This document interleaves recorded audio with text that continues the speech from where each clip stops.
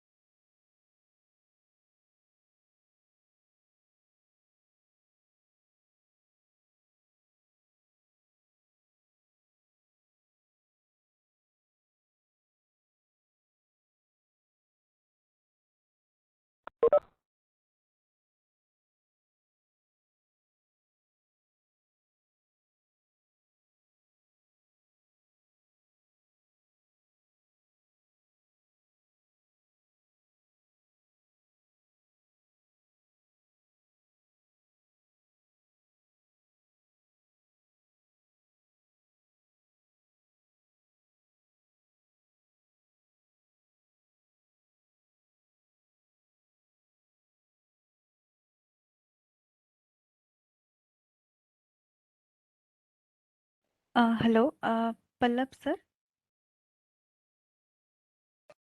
अ, या good afternoon, बोलिए। हाँ सर, आपने ज्वाइन कर लिया ना, तो स्टार्ट हाँ, करें क्या? पार्टिसिपेंट्स अभी कितने लोग आए हैं? सर अभी 11 आए हैं और अभी भी मतलब धीरे धीरे करके लोग ज्वाइन कर रहे हैं, तो हम तो 5 मिनट्स है वेट। तो रुक जा। हाँ, ठीक है, ठीक है, हम लोग 5 मिनट्स वेट करते हैं, उसके बाद स्टार्ट करते हैं। Yes yes ji, okay sir.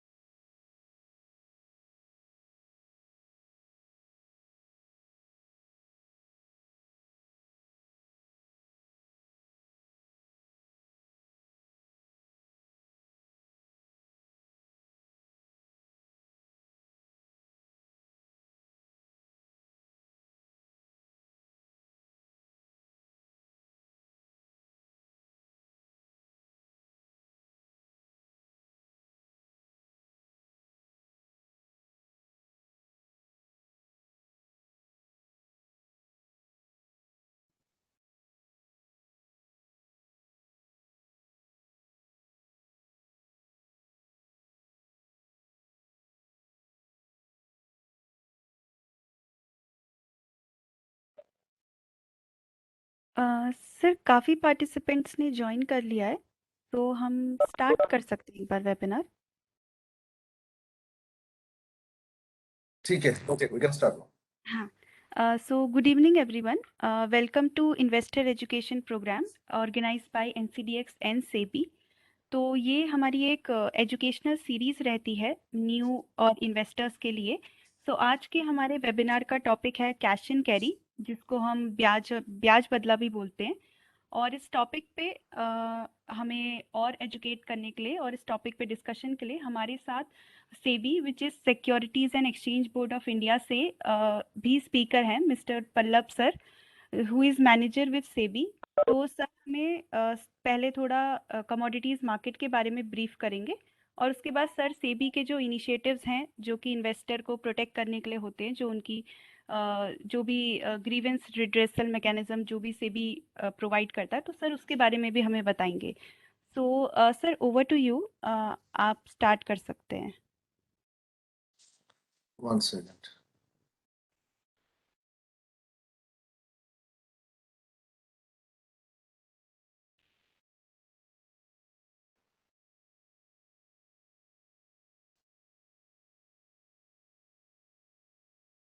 Okay, okay. I believe my presentation is visible and I'm audible. जी सर, प्रेजेंटेशन विजिबल है, yes. Okay, fine. Thank you. Okay, good afternoon all. So, my name is Pallab Sarkar. I'm manager in Securities and Exchange Board of India, that is SEBI. जैसे आप सब लोगों को मालूम है, सेबी है regulator securities and commodities market in India. जैसे financial market के आरबीआई है, आईआरडीए है, इंश्योरेंस के जैसे प्रोविडेंट फंड्स के पीएफआरडीए वगैरह है। ऐसे सिमिलर वे में सेबी है जो securities and exchange board of India, that is securities and commodities market के रेगुलेटर है। तो आज के प्रेजेंटेशन से पहले मुझे लगता है कि थोड़ा सा कमोडिटी डेरिवेटिव्स मार्केट के बारे में थोड़ा सा जानकारी पहले लेना चाहिए कि कैसे ये स्टार्ट हुआ और कब से स्टार्ट हुआ। तो ये मैं बताना चाहूंगा कि कमोडिटी ट्रेडिंग 19th सेंचुरी से स्टार्ट हुआ था, जब Bombay cotton trade association establish हुआ था, उस समय से स्टार्ट हुआ था। उसके बाद में धीरे धीरे कमोडिटीज जैसे ऑयल सीड, रॉ जूट, ये सब 1910 से 1930 तक चलता रहा धीरे धीरे करके। उसके बाद forward markets commission, that is वायदा बाजार आयोग, आया 1953 में। 1952 में फॉरवर्ड कॉन्ट्रैक्ट रेगुलेशन एक्ट आया था। उसके तहत 1953 में फॉरवर्ड मार्केट्स कमीशन एस्टेब्लिश हुआ। फॉरवर्ड मार्केट्स कमीशन एस्टेब्लिश होने के बाद 20th सेंचुरी में धीरे धीरे करके कुछ कुछ जो ट्रेडिंग में धीरे धीरे बैन लग गया था, क्योंकि उस समय ये माना जाता था कि ये फ्यूचर्स मार्केट के लिए ये या फिर ये जो फ्यूचर्स ट्रेडिंग हो रहा है, इसके वजह से जो प्राइसेस ज्यादा हो रहा है और प्राइस मैनिपुलेशन के चांसेस ज्यादा है, ये मानते हुए। बट धीरे धीरे करके 2001 में जाके गवर्नमेंट ऑफ इंडिया ने list of commodity derivatives trading का जो लिस्ट है उसको काफी एक्सटेंड कर दिया था। 2003 में जाके multi commodity exchanges operation start किया है इंडियन मार्केट पे। उसके पहले 2003 से पहले जो भी ट्रेडिंग होता था, all these were regional commodity exchanges, जो रीजन स्पेसिफिक और कमोडिटी स्पेसिफिक ट्रेडिंग पॉसिबल था वहां पे। तो 2003 में आके मल्टी कमोडिटी एक्सचेंजेस स्टार्ट हुआ, जहां पे मल्टीपल कमोडिटीज ट्रेड हो रहा है। जैसे एक साइड में जैसे हम लोग अगर बुलियन सोचे या फिर कोई भी मेटल सोचे, और जैसे आज का प्रोग्राम कर रहे हैं एनसीडीएक्स इज प्रो एग्री, जैसे एग्री कमोडिटीज सोचे, ये सारा कमोडिटीज आज के डेट में जो मल्टी कमोडिटी एक्सचेंज है वहां पे स्टार्ट हो रहा है। इसके बाद 2015 में जाके फॉरवर्ड मार्केट्स कमीशन सेबी के साथ मार्ज हो गया 2015 में जाके।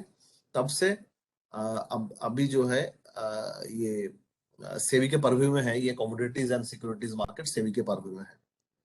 तो आज हम लोग जब बात करेंगे कि कमोडिटी डेरिवेटिव्स क्या है। सबसे पहले दो तीन चीज बहुत बेसिक कॉन्सेप्ट्स मैं बताना चाहूंगा।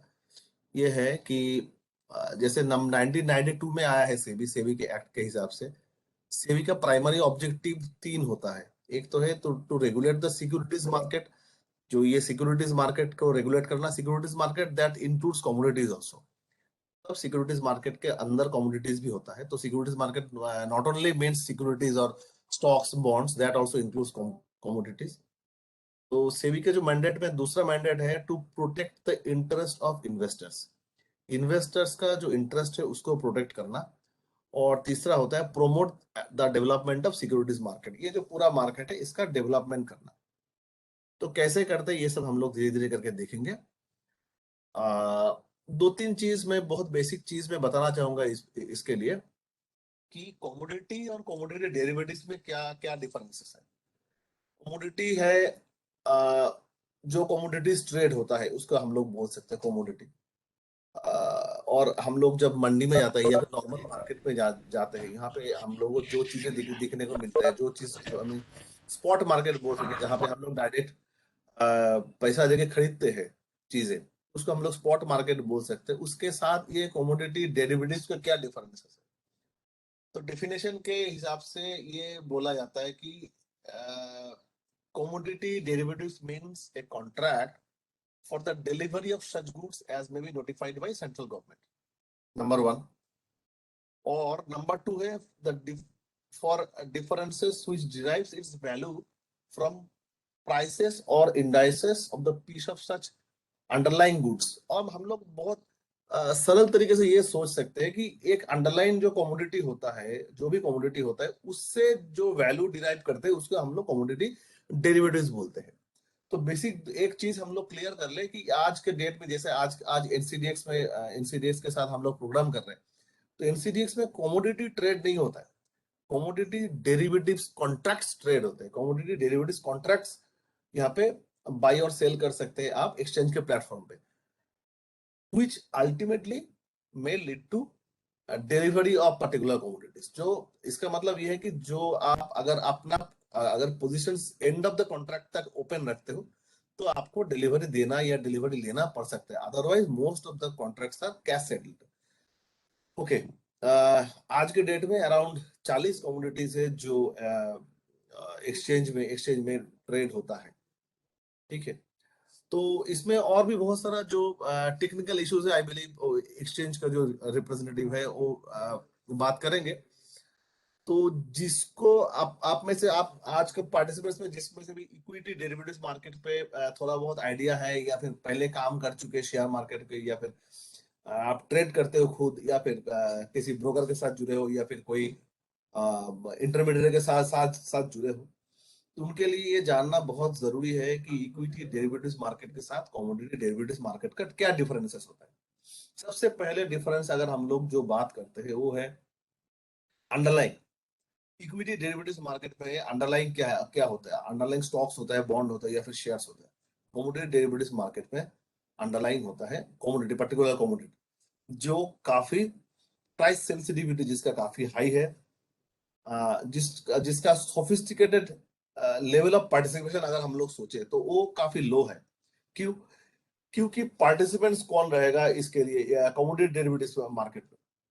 कमोडिटी डेरिवेटिव्स मार्केट में पार्टिसिपेंट्स रहेंगे ट्रेडर्स, ब्रोकर्स रहेंगे, एपीओज रहेंगे। जैसे इक्विटी डेरिवेटिव्स मार्केट में रिटेल और इंस्टीट्यूशनल इन्वेस्टर्स रहते हैं। अंडरलाइन कमोडिटी अगर हम लोग सोचे, अंडरलाइन कमोडिटी काफी फ्रेगमेंटेड है and it may have some kind of expiry date. जो एग्रीकल्चरल कमोडिटीज होता है उसका हर एग्रीकल्चरल कमोडिटीज का एक्सपायरी डेट होता है। एक्सपायरी डेट खत्म होने के बाद वो एक्सचेंज प्लेटफॉर्म में डिलीवरेबल नहीं होता है। ये सारी चीजें इक्विटी डेरिवेटिव्स मार्केट पे आपको देखने का बिल्कुल नहीं मिलेगा। इक्विटी डेरिवेटिव्स मार्केट पे सारे चीजें जो है वो डिमैट सेटलमेंट होता है। और कमोडिटी डेरिवेटिव्स मार्केट पे जैसे मैंने अभी अभी बताया वो फिजिकली गुड डिलीवरी में भी सेटल हो सकता है if you are keeping your positions open till the expiry of the contract. तो आप एक साइड से बोल सकते हो कि रेगुलेटर सेम है, रेगुलेशंस काफी सेम है इक्विटी एंड कमोडिटीज में, बट इन एक्चुअल में मार्केट काफी डिफरेंट भी है एक ही साथ में। हम लोग कमोडिटी डेरिवेटिव्स ट्रेडिंग के बारे में क्यों सोच रहे हैं? बेसिक दो चीजें हैं, एक एक को बोलते हैं प्राइस रिस्क मिटिगेशन और दूसरा है प्राइस डिस्कवरी। प्राइस डिस्कवरी कैसे होगा? जब आप एक्सचेंज प्लेटफॉर्म में आएंगे, बहुत सारा बायर सेलर एक साथ में आएगा, तब प्राइस डिस्कवरी होगा। बहुत सारे कॉम्पिटिटिव एक कंडीशन रहेगा, कॉम्पिटिटिव प्लेटफॉर्म रहेगा, तो होगा प्राइस डिस्कवरी। एक ही साथ में आप एक ट्रेंड देख सकते हो। एक्सचेंज में अगर आप ट्रेड कर रहे हो या फिर एक्सचेंज के प्राइसेस फॉलो कर रहे हो पिछले कुछ सालों से, तो आपको प्राइस ट्रेंड मालूम हो सकता है। या फिर आपके पास कुछ अगर इंफॉर्मेशन है कि ये साल इसका डिमांड ज्यादा है या फिर इसका सप्लाई कम है, accordingly you can think of the actual price. आप एक प्राइस सोच सकते हो। और आप अगर एक्सचेंज के प्राइसेस फॉलो कर रहे हो कोई पर्टिकुलर सिचुएशन में, इस सिचुएशन में due to rainfall, excessive rainfall, जो है प्रोडक्शन कम हो गया है, तो आप प्राइस ट्रेंड देख सकते हो एक्सचेंज प्लेटफॉर्म में। एक्सचेंजेस डेली प्राइस पोल करते हैं, specially in case of agricultural commodities is very important. Exchanges daily price poll करते हैं मार्केट से, और वो प्राइस डिसेमिनेट होता है एक्सचेंज के वेबसाइट में एज वेल एज टिकर बोर्ड्स में, या फिर एक्सचेंजेस ये प्राइसेस डिलीवर करते हैं I mean different kind of traders को या फिर फार्मर्स के पास ये प्राइसेस जाते हैं, so that they can know the prices. तो price discovery is one of the most important factor for commodity derivatives trading. And another thing is price risk management, price risk mitigation.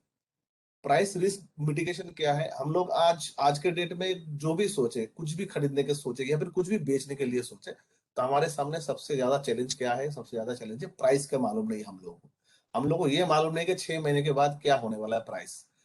Suppose हम लोग एक एक general से example लेते हैं। आपके घर में कहीं कोई बहन बेटी का शादी है 6 महीने के बाद, तो आपको मालूम नहीं कि बहुत सारा गोल्ड आपको खरीदना है या फिर कुछ चीजें खरीदना है। आपको मालूम नहीं कि 6 महीने के बाद या एक साल के बाद गोल्ड का प्राइसेस क्या हो सकता है। तो आपके पास आपको लगता है कि नहीं, आज के डेट में जो प्राइस है 6 महीने के बाद प्राइस बहुत ज्यादा बढ़ने वाला है, तो you can do one thing, you can buy the gold right now. आप उसको बाई करके आप आपके पास रख सकते हो या फिर वॉल्ट में रख सकते हो। तो इस तरीके से आप अपना आपका जो प्राइस है वो मिटिगेट करने की कोशिश कर रहे हो, क्योंकि आगे जाके प्राइस बढ़ सकता है। So that is your expectation कि आगे जाके प्राइस बढ़ सकता है, तो उसको आप मिटिगेट करने की कोशिश कर रहे हो। यही एक्सचेंज प्लेटफॉर्म में कमोडिटी डेरिवेटिव्स ट्रेडिंग का सबसे ज्यादा इंपॉर्टेंट पार्ट ये है कि प्राइस रिस्क मिटिगेशन है। क्योंकि कोई भी फार्मर हो गया, हम लोग एग्रीकल्चर कमोडिटीज का एग्जांपल लेते हैं। कोई फार्मर हो गया, तो फार्मर को मालूम नहीं कि आज जो गेहूं उगने वाले हैं कि 2 महीने के बाद जो गेहूं मार्केट में आने वाले हैं, तो उस 2 महीने के या फिर 6 महीने के बाद प्राइस क्या होने वाला है। सो उनके लिए बेस्ट ऑप्शन क्या होता है कि एक्सचेंज प्लेटफॉर्म में आके एक रिवर्स पोजीशन लेना। आई बिलीव जब एक्सचेंज रिप्रेजेंटेटिव बात करेंगे तब ये सब टेक्निकल इश्यूज इसमें थोड़ा बहुत आ जाएगा। Not going into details in this regard. तो बेसिकली ये दो चीज जानना है कि हम लोग क्यों डेरिवेटिव्स मार्केट के बारे में सोच रहे हैं, क्यों फ्यूचर्स के बारे में सोच रहे हैं, या फिर क्यों ऑप्शंस के बारे में सोच रहे हैं कमोडिटी डेरिवेटिव्स के लिए। Primary because of this two reasons, एक तो है प्राइस डिस्कवरी, दूसरा है price risk management. Okay, India में जो एक्सचेंजेस है उसके बारे में थोड़ा बहुत बात कर ले।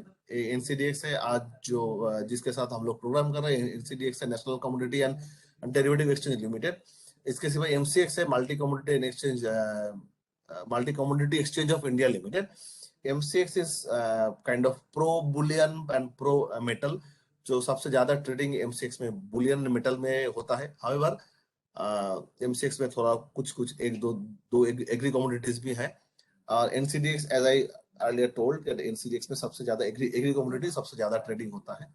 ये छोड़ के बीएससी एनएससी में भी थोड़ा बहुत agri I mean commodities trading start हुआ है। इंडिया में जो कमोडिटीज ट्रेड होते हैं वो है, as you can see in your screen, आपके स्क्रीन में दिख रहा होगा, बार्ली, कैस्टर सीड, चना, कॉटन सीड ऑयल के से लेकर के ये एग्री कमोडिटीज है। मेज है, सुगर है, पेपर, कॉटन, कार्डमम, बाजरा, व्हीट, ये सारा चीजें है। ऐसे नॉन एग्री में गोल्ड, सिल्वर, कॉपर, जिंक, निकल, एल्यूमिनियम, ये सारा चीजें है। नेचुरल गैस भी है, ब्रेंट क्रूड ऑयल भी है। तो ये जो है ओके, तो कुछ और एक दो चीज बात करेंगे जो इंपॉर्टेंट रोल प्ले करते हैं कमोडिटी डेरिवेटिव्स में। वो है, अगर हम लोग एग्रीकल्चरल कमोडिटीज के सोचे या फिर नॉन एग्री कमोडिटीज के सोचे, warehouse plays a very important role. Warehouse and SR companies are playing very important role. Warehouse क्यों चाहिए? जैसे कि मैंने पहले ही बताया, कमोडिटी डेरिवेटिव्स कॉन्ट्रैक्ट के हिसाब से अंडरलाइंग कमोडिटी क्या होता है, एंड अंडरलाइंग कमोडिटी जो भी है, अगर गेहूं है या फिर बाजरा है या फिर गोल्ड सिल्वर जो भी है, तो उसको आपको कहीं वेयर हाउस में या फिर कोई वॉल्ट में सेफली रखना होता है, क्योंकि वो एक्सचेंज डिलीवरेबल है। एक्सचेंज डिलीवरेबल कैसे मालूम पड़ेगा? गोल्ड सिल्वर ये सारे जो है एलबीएम वगैरह ऐसे कुछ जो इंटरनेशनल एजेंसीज है वो सर्टिफाई करते हैं कि yes this commodity belongs to this standard, तो वो सर्टिफाई करते हैं। ऐसे ही इंडिया में वेयर हाउसेस जो है, warehouses is WDR registered warehouses, warehouse development and regulatory authority registered warehouses है, और उनका एसएआर कंपनीज है जो भी रजिस्टर्ड है। एसएआर कंपनीज और रजिस्टर्ड कंपनीज कोई भी एग्रीकल्चरल कमोडिटी हो उसको सर्टिफाई कर देते हैं कि yes this commodity belongs to the exchange deliverable quality. Exchange deliverable quality क्या होता है?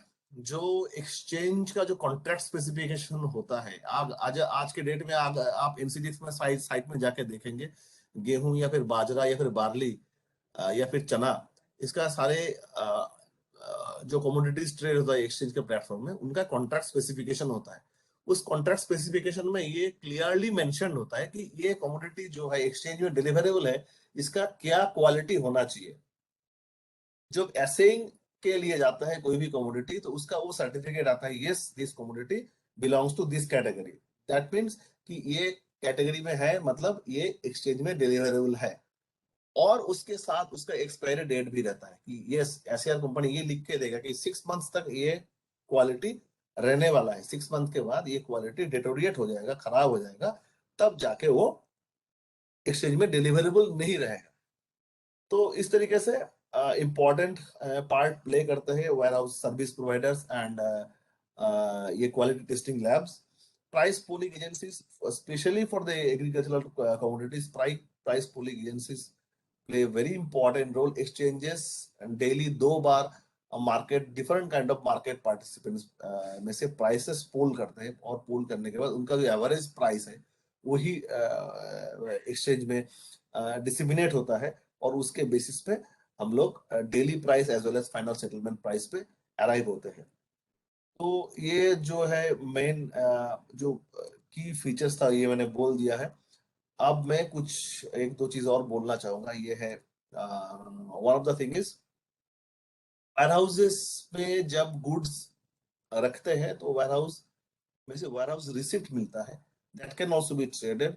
इसके लिए एनईआरएल है एंड सीसीआरएल है, इसके बारे में आई बिलीव एक्सचेंज रिप्रेजेंटेटिव और डिटेल में बात करेंगे। मैं सेबी के बारे में और एक दो चीज बताना चाहूंगा। आप जब मार्केट पे काम करते हो या फिर मार्केट पे ट्रेड करते हो या फिर पार्टिसिपेंट्स एज ए पार्टिसिपेंट्स आप जब काम करते हो, आपके दिमाग में सबसे पहले क्या आता है कि अगर कोई कंप्लेंट हुआ या फिर कोई प्रॉब्लम हुआ तो मुझे ग्रीवेंसेस कहाँ पे लॉन्च करना है, आपको कंप्लेन कहाँ पे करना है। In this regard, I'd like to tell you that SEBI has a very unique this thing, scores बोलते हैं इसको, grievance redressal mechanism है, that's www.scores.gov.in है। तो यहाँ पे जैसे आपके स्क्रीन पे दिख रहा है, स्कोर्स लॉन्च हुआ था 2011 में, और यहाँ पे आप खुद को रजिस्टर करके लॉग इन करके यहाँ पे आप अपना कंप्लेंट लॉन्च कर सकते हो, और आपका कंप्लेंट आप ट्रैक भी कर सकते हो कि एग्जैक्टली आपका कंप्लेंट के साथ क्या हुआ है। आप जब कंप्लेंट लॉन्च किया है, क्या कब सेबी को वो मिला है, जो डीलिंग ऑफिसर को कब मिला है, और उसका रिड्रेसल का मैकेनिज्म क्या है, ये आप खुद देख सकते हो, that you can easily track. तो that is the uniqueness of SCORES. SCORES is a very unique system and very efficient system, and it is very friendly system. Okay. Another thing is that आपके screen पे है सेवी का toll free helpline number, आप note down कर सकते हो। यहाँ पे आप morning 9:30 to 5:30 toll free number पे फोन करके बात कर सकते हो, या फिर आस्क सेवी में ask@sebi.gov.in है। ये इन्वेस्टर असिस्टेंस के लिए है और जनरल क्वेरीज के लिए। यहाँ पे आपको अगर कुछ क्वेरी है यहाँ पे आप क्वेरी कर सकते हो। डूज एंड डोंट्स में दो तीन चीज बात करना है।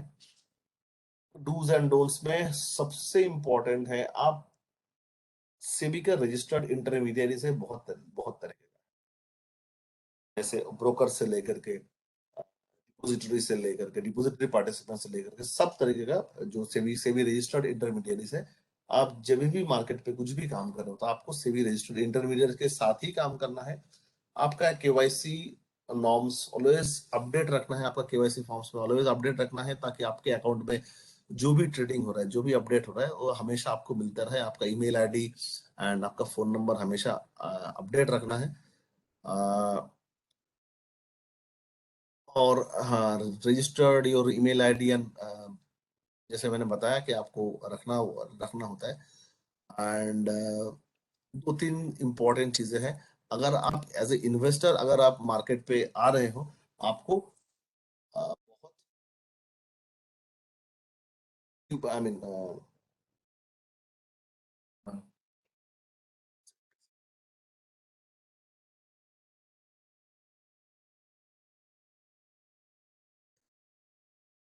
आप अगर मार्केट में अगर आप नए हैं मार्केट में, अगर आप इन्वेस्टर एज ए इन्वेस्टर आप मार्केट पे ट्रेड करना चाहते हो या फिर मार्केट पे इन्वेस्टमेंट करना चाहते हो, तो आपको मार्केट के बारे में जानकारी लेना है, उसके बाद ही आपको मार्केट पे इन्वेस्ट करना है।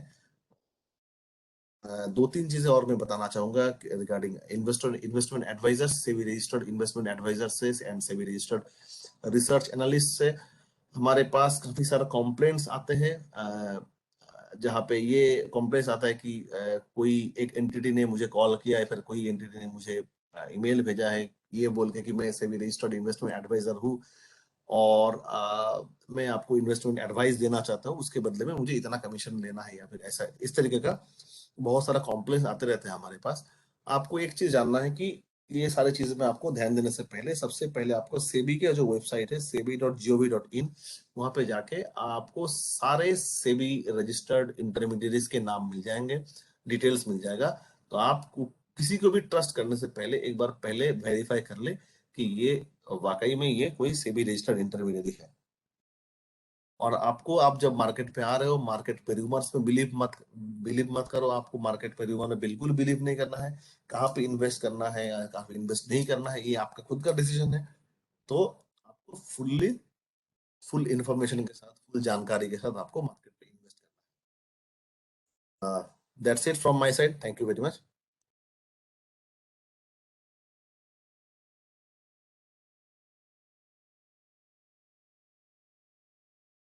सो थैंक यू सर, एक इंट्रोडक्शन और हमारे जो आज का वेबिनार है उसके टॉपिक का एक बेस प्रिपेयर करने के लिए। तो सर आई रिक्वेस्ट कि आप यस, तो मैं आज का जो हमारा टॉपिक है जो कि है कैश एंड कैरी आर्बिट्राज, तो उसके ऊपर डिस्कस करते हैं। तो मैं just allow me to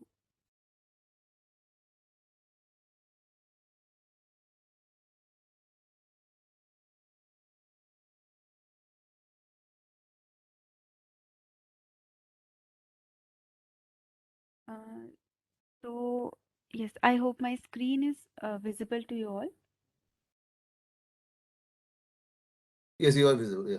okay okay, so मैं स्टार्ट करूंगी। जैसा कि अभी हमने कमोडिटी मार्केट के बारे में समझा, तो हर कोई भी तरह के मार्केट में एक तीन टाइप के प्लेयर होते हैं या फिर तीन टाइप के काम करने वाले लोग होते हैं। पहले होते हैं स्पेकुलेटर्स, जो कि एक व्यू बना के अपना रिसर्च करके एक व्यू बनाते हैं किसी भी प्राइस डायरेक्शन का और उसके हिसाब से ट्रेड करते हैं।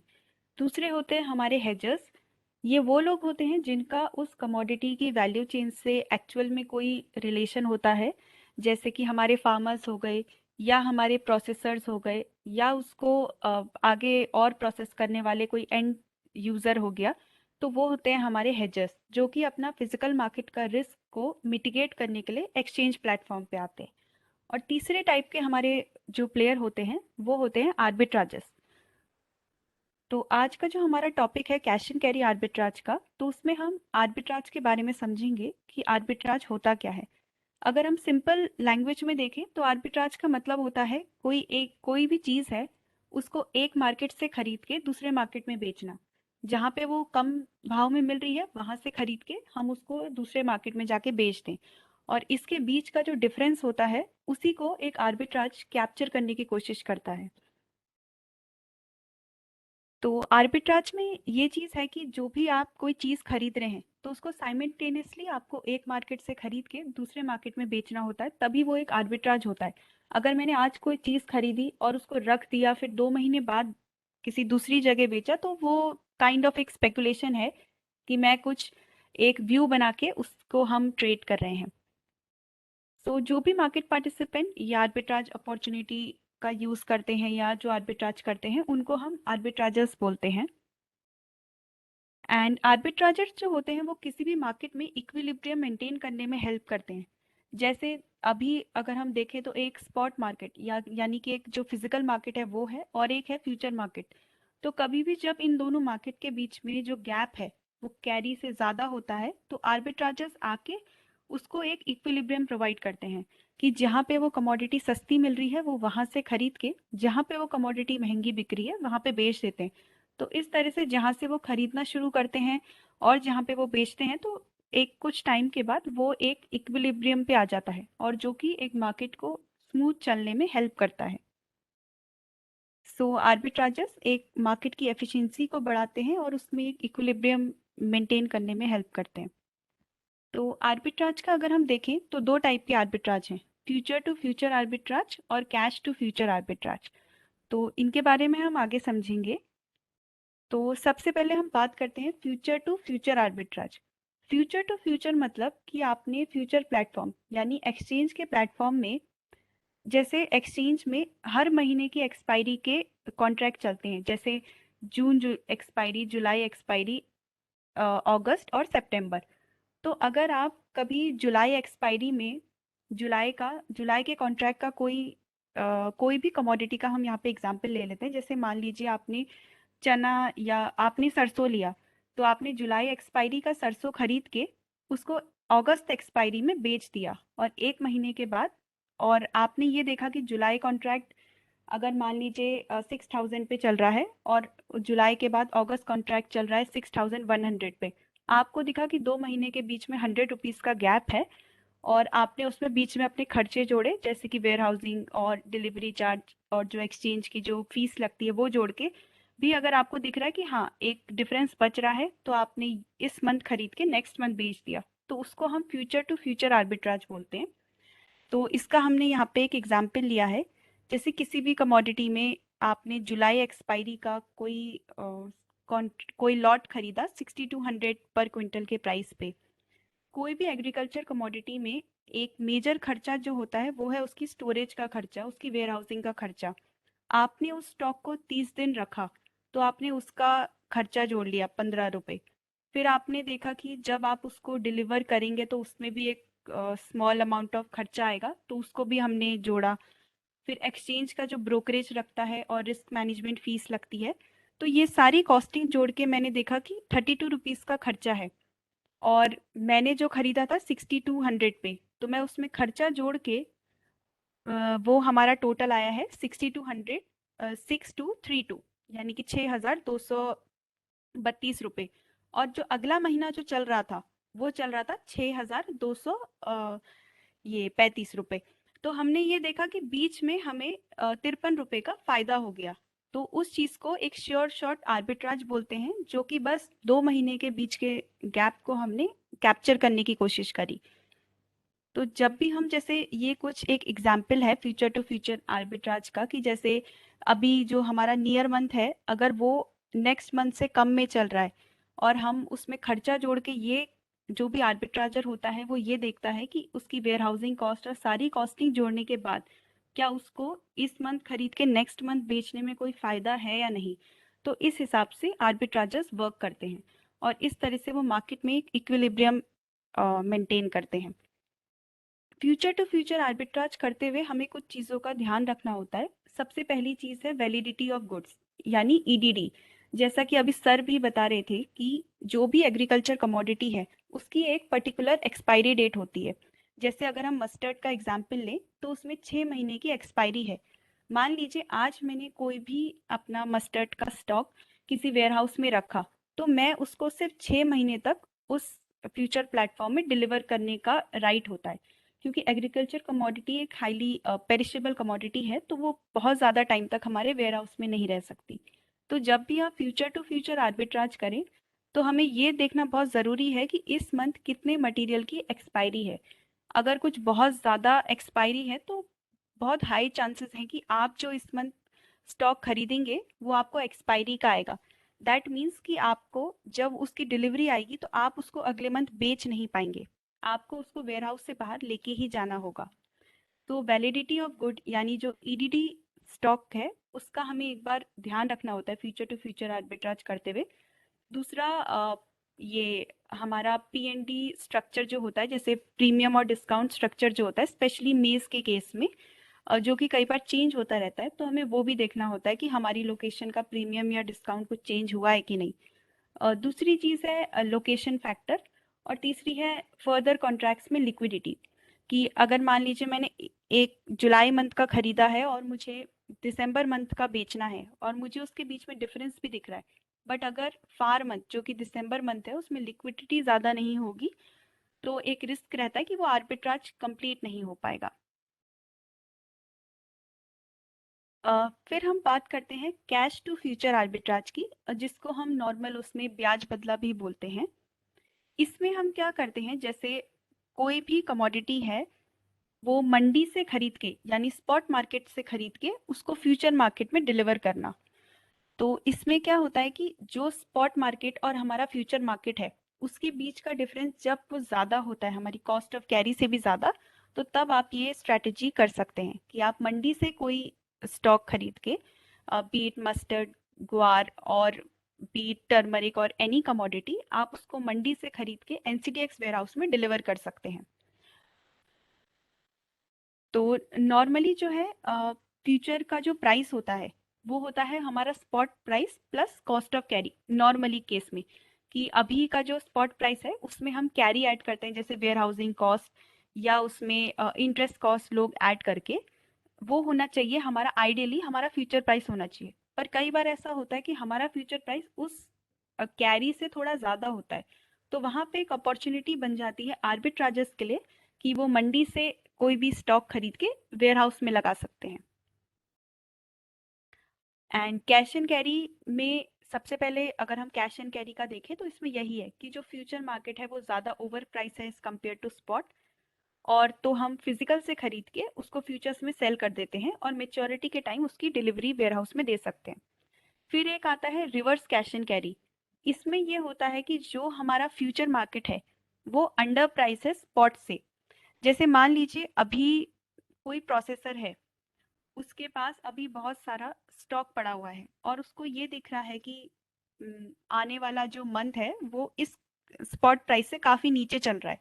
So what he can do is वो फिजिकल में सेल करके अपना आगे का मंथ पकड़ सकता है। जैसे किसी भी मोमेंट पे अगर किसी प्रोसेसर को जिसको गुड्स की रिक्वायरमेंट होती है उसको दिख रहा है कि मुझे एक महीने बाद एक ऑर्डर पूरा करने के लिए गुड्स चाहिए हैं, अभी स्पॉट काफ़ी ऊपर है और फ्यूचर काफ़ी नीचे चल रहा है उस टाइम के डिलीवरी का, सो इट्स बेटर एक प्रोसेसर के लिए ये अच्छी चॉइस होती है कि वो फ्यूचर से उस चीज़ को बाय कर ले, क्योंकि हमारा जो फ्यूचर है वो अंडर प्राइस है स्पॉट मार्केट के कंपैरिजन में। तो वो फ्यूचर को खरीद के जब उसकी डिलीवरी आए तो वो वहाँ से फ्यूचर मार्केट यानी एनसीडीएक्स गोडाउन से उसकी डिलीवरी ले ले। सो इसको हम रिवर्स कैश एंड कैरी बोलते हैं। नाउ ये हमने जस्ट एक एग्जाम्पल के थ्रू समझाने की कोशिश करी है कि कैश एंड कैरी जब कोई हम करते हैं तो हम किन किन चीज़ों का हमें ध्यान रखना चाहिए और किस तरह से किसी को अपनी कॉस्टिंग का एक वो रखना चाहिए। तो जैसे सबसे पहले ये है कि मान लीजिए अभी फ्यूचर प्राइस है और हमारा फ्यूचर चल रहा है 6250, और स्पॉट मार्केट में हमें जो मटेरियल है वो 6200 पे मिल रहा है यानी 50 रुपये नीचे। तो हम उसमें ये देखेंगे कि अभी मान लीजिए आज जून की डेट है और मुझे 20 जून तक उसकी डिलीवरी देनी है, तो मेरे पास क्या क्या खर्चे आएंगे। जैसे सबसे पहले होता है एसेइंग का चार्ज, कि जब आप गुड्स वेयर हाउस में डिलीवर कराते हैं तो उनकी टेस्टिंग होती है और उसका एक चार्ज आता है। तो आप जैसे एसेइंग का चार्ज जोड़ेंगे, फिर आप वेयर हाउसिंग का चार्ज जोड़ेंगे कि आज से आप कितने महीने तक उस माल को वेयर हाउस में रखना चाहते हैं फिर बेचना चाहते हैं, तो आप वेयर हाउसिंग का कॉस्ट जोड़ेंगे। उसके बाद आप एक्सचेंज की ट्रांजैक्शन कॉस्ट, उसकी रिस्क मैनेजमेंट फीस, ईएनडब्ल्यूआर जनरेट करने का चार्जेस, इस तरह से आप चार्जेस जोड़ के देखेंगे कि आपको इस आर्बिट्राज को करने में कुछ बच रहा है या नहीं बच रहा है।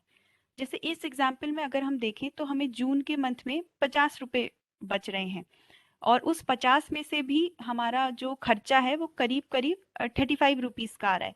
तो खर्चा हटा के अगर हम देखें तो सिर्फ 14 रुपए बच रहे हैं। लेकिन अगर हम उसको जुलाई मंथ में डिलीवर करें तो हमारे पास थोड़े ज्यादा, क्योंकि जुलाई मंथ जो है वो अभी के कंपैरिजन में 130 रुपीज ऊपर है, तो उसमें हमें थोड़ा ज्यादा रिटर्न मिलेगा।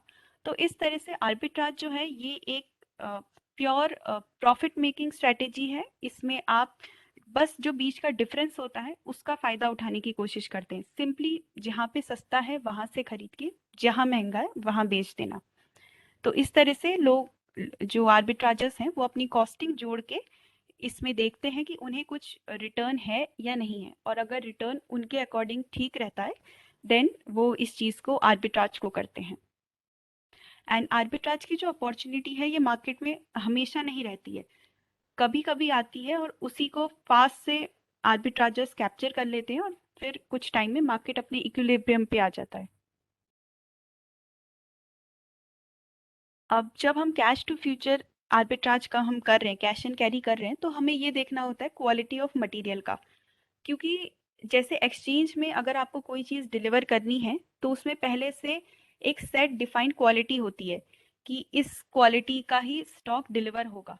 तो जब आप उस स्टॉक को, उस कमोडिटी को फिजिकल मार्केट से खरीद रहे हैं, तो आपको ये देखना होगा कि आप जो स्टॉक खरीद रहे हैं क्या उसकी क्वालिटी एक्सचेंज में डिलीवरी लाइक उसके स्टैंडर्ड की है या नहीं है। तो सबसे पहला चीज़ यही होती है कि हमें क्वालिटी देखनी होती है कि उसको हम एक्सचेंज पर डिलीवर कर पाएंगे या नहीं। दूसरा है अराइवल पैटर्न ऑफ कमोडिटी, कि उस कमोडिटी का अराइवल का पैटर्न क्या है, अभी वो सस्ता मार्केट में आएगा या नहीं आएगा। जैसे जनरली एग्रीकल्चर कमोडिटी में देखा जाता है कि जब हार्वेस्टिंग के बाद का जो टाइम होता है उस टाइम पे मार्केट में एक अराइवल का प्रेशर होता है, तो उस टाइम पे कई बार चीज़ें थोड़ी सी सस्ती मिलती हैं। तो वो सारे पैटर्न्स को देखते हुए भी लोगों को देखना चाहिए। और दूसरा होता है काउंटर पार्टी रिस्क, कि जब आप फिजिकल से स्टॉक खरीद रहे हैं तो आपकी जो फिजिकल ट्रेड है उसमें काउंटर पार्टी रिस्क का भी लोगों को ध्यान रखना चाहिए कि फिजिकल मार्केट में जब वो स्टॉक खरीद रहे हैं तो उसको वो स्टॉक मिले ताकि वो उसको आगे फ्यूचर में डिलीवर कर पाए।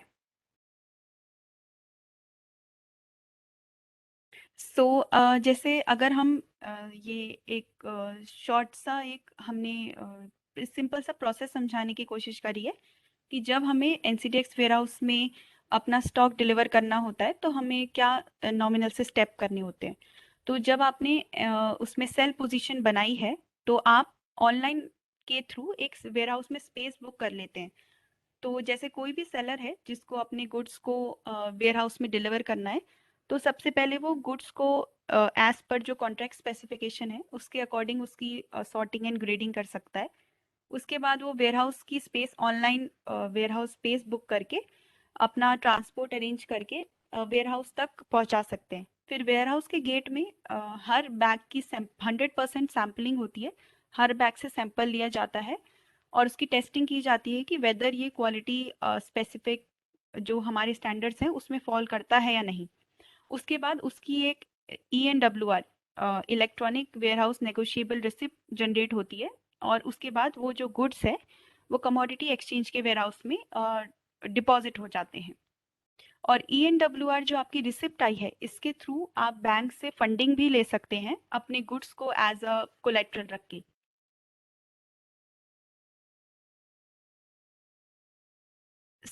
कई बार हमें एक कंफ्यूजन आता है कि क्या आर्बिट्राज और हेजिंग सेम चीज है या क्या है। सो आर्बिट्राज का सिंपली ऑब्जेक्टिव होता है कि जो प्राइस डिफरेंस है हम उसका फायदा लें। यानी कि सिंपल चीज होती है कि जो हमें थोड़ा सा भी प्रॉफिट दिख रहा है उसको हम कैप्चर कर पाए।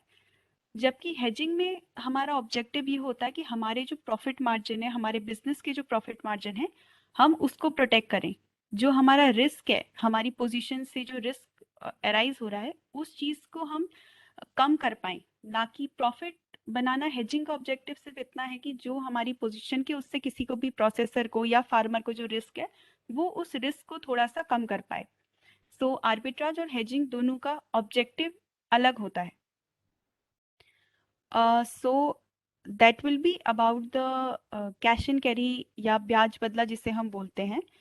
और if anyone has any question तो जैसे आई कैन सी कि एक क्वेश्चन आया है कि अगर किसी के भी कोई क्वेरी है इस टॉपिक पे तो they can write in the chat box also. तो जैसे एक क्वेश्चन है कि अगर हमें जुलाई एक्सपायरी में आर्बिट्राज के टाइम ईडीडी रिसीव हुई तो अगर हम फ्यूचर टू फ्यूचर में मान लीजिए आपने जुलाई में बाई किया और आपको ईडीडी रिसीव हुई तो आपको उसे एक्सचेंज वेयर हाउस से बाहर निकालना ही पड़ेगा, आप उसको आगे वाले महीने में बेच नहीं सकते हैं। तो इसीलिए हमें ईडीडी का ध्यान रखना होता है। सो आई होप आपका क्वेश्चन आंसर हुआ होगा।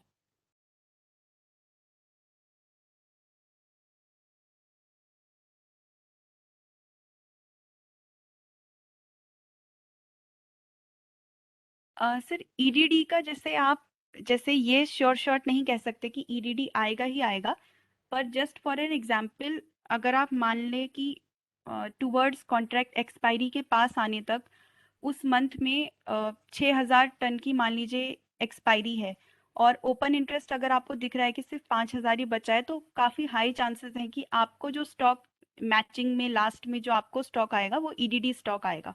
तो इसके लिए आप एक आइडिया लगाने के लिए ये देख सकते हैं कि उस मंथ की एक्सपायरी कितनी है प्लस उस एक्सपायरी के आगे उस मंथ में कितना ओपन इंटरेस्ट खड़ा है।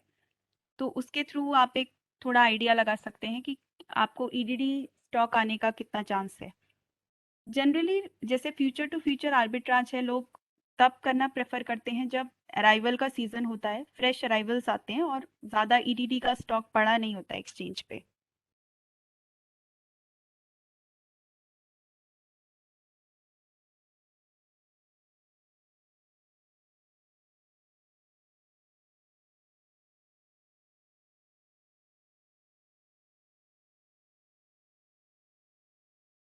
सो एक और क्वेरी है कि technically approved warehouses across the country as on day. Yes, तो यस, तो आपको ये जो लिस्ट है कि कौन कौन से warehouse as on date exchange पे डिलीवरी के लिए अप्रूव्ड हैं, तो इसकी लिस्ट आपको एनसीसीएल की वेबसाइट पे मिलती है। मैं आपको जस्ट ये अपना स्क्रीन शेयर करके let me just show you कि आप कहाँ पे देख सकते हैं उस चीज़ को। तो जैसे एनसीसीएल जो है हमारा जो हमारी नेशनल क्लियरिंग की जो हमारी सब्सिडरी है, तो उनकी वेबसाइट पे आपको दिखेगा। एक मिनट में जस्ट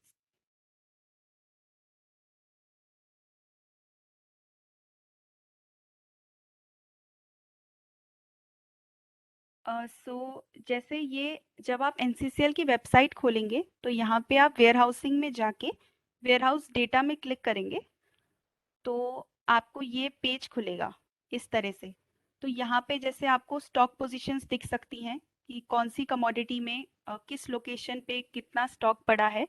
और इसी तरह से जब आप इसमें नीचे आएंगे जैसे यहाँ पे लिखा है approved warehouses for delivery as on September 15, तो ये हर डे अपडेट होता रहता है। तो जब आप ये एक्सेल आप यहाँ से डाउनलोड कर सकते हैं और इसमें आपको सारे वेयर हाउसेस का डिटेल मिल जाएगा कि कौन सा वेयर हाउस इस वक्त डिलीवरी के लिए अप्रूव्ड है, कौन सी लोकेशन पे है, कौन सी कंपनी का वेयर हाउस है। तो यहाँ से आप एनसीसीएल की वेबसाइट पे जो वेयर हाउसिंग डेटा है उसमें आपको ये सारी चीज़ें मिल जाएंगी। तो आई होप आपका क्वेश्चन आंसर हुआ होगा।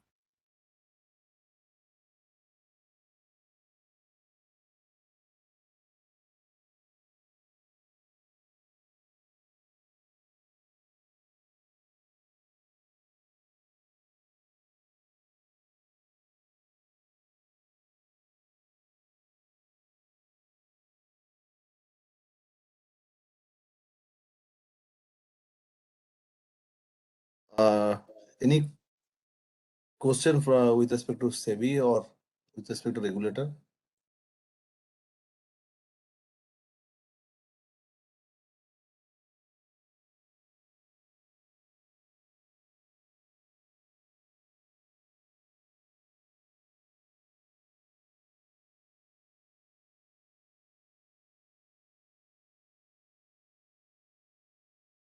आई रिक्वेस्ट, अगर किसी भी पार्टिसिपेंट्स की कोई भी क्वेरी है with respect to our regulated, तो वो भी अभी पूछ सकते हैं।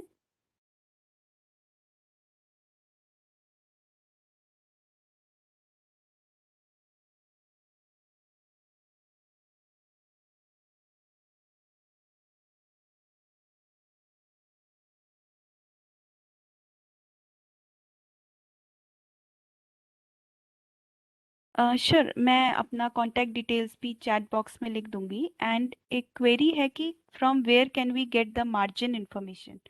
सो मार्जिन, आप पर्टिकुलर कमोडिटी का बात कर रहे हैं सर?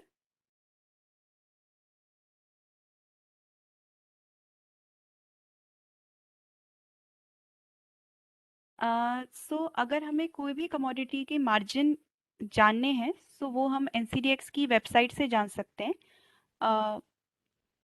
जस्ट तो अगर आपको जैसे कोई भी उसका मार्जिन जानना है कि अभी किस कमोडिटी में क्या मार्जिन है, सो हम एनसीडीएक्स की वेबसाइट से वो चीज़ जान सकते हैं। जैसे मार्केट डेटा में अगर आप जाएंगे तो आपको यहाँ पे डेली मार्जिन्स का एक सेक्शन आएगा। सो डेली मार्जिन्स में आप क्लिक करके, जैसे यहाँ पे आप फिल्टर में सेलेक्ट कर सकते हैं कि आपको कौन सी कमोडिटी का देखना है, कौन से मंथ का देख, एक्सपायरी डेट उसकी क्या है, कि सितंबर एक्सपायरी है, अक्टूबर है, और कौन सी डेट का आपको मार्जिन देखना है। तो जब आप ये फिल्टर लगाएंगे तो आपको इसमें क्लियरली आ जाएगा कि किस कमोडिटी में क्या मार्जिन है। जैसे अगर अभी आप देखें तो मॉर्निंग का बारले का मार्जिन है कि आज सितंबर को नवंबर एक्सपायरी में क्या मार्जिन है, जैसे 9% मार्जिन है, तो आप डेली मार्जिन में जाके चेक कर सकते हैं कि अभी प्रेजेंटली क्या मार्जिन चल रहा है।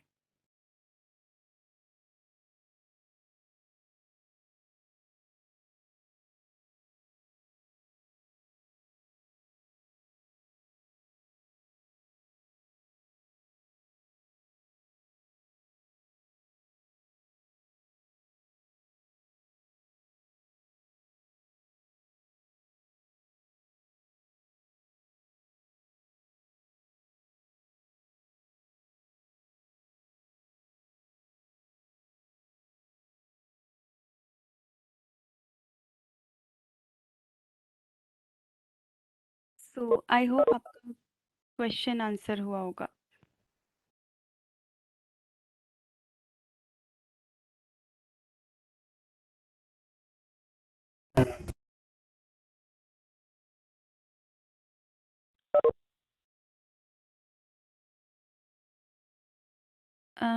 सो आई रिक्वेस्ट, किसी भी मार्केट पार्टिसिपेंट का कोई और क्वेरी है तो दे कैन आस्क।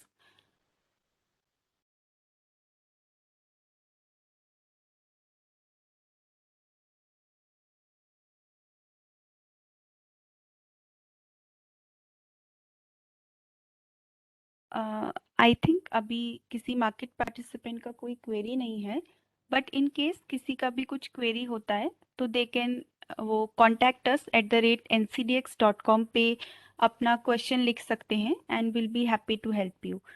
सो अभी सेशन एंड करने से पहले I would like to thank Mr. Pallab Sarkar sir from SEBI for coming to this webinar and guiding our audience about the commodity market. And SEBI ने जो जो भी steps लिए हैं इन्वेस्टर का इंटरेस्ट प्रोटेक्ट करने के लिए, उसके बारे में लोगों को बताने के लिए thank you sir. And everyone, thank you for joining the webinar. And हमारी जो ये एजुकेशन सीरीज है विल कंटिन्यू विथ इट, और नेक्स्ट टाइम हम एक नए टॉपिक के साथ आप लोग को आप लोग से जुड़ेंगे। उसके बारे में आप हमारे जो सोशल मीडिया हैंडल्स हैं वहाँ पे देख सकते हैं कि अगले वेबिनार का टॉपिक क्या रहेगा। So thank you sir for joining and thank you. Thank you everyone. Thank you madam. Thank you participants. Thank you. Thank you everyone.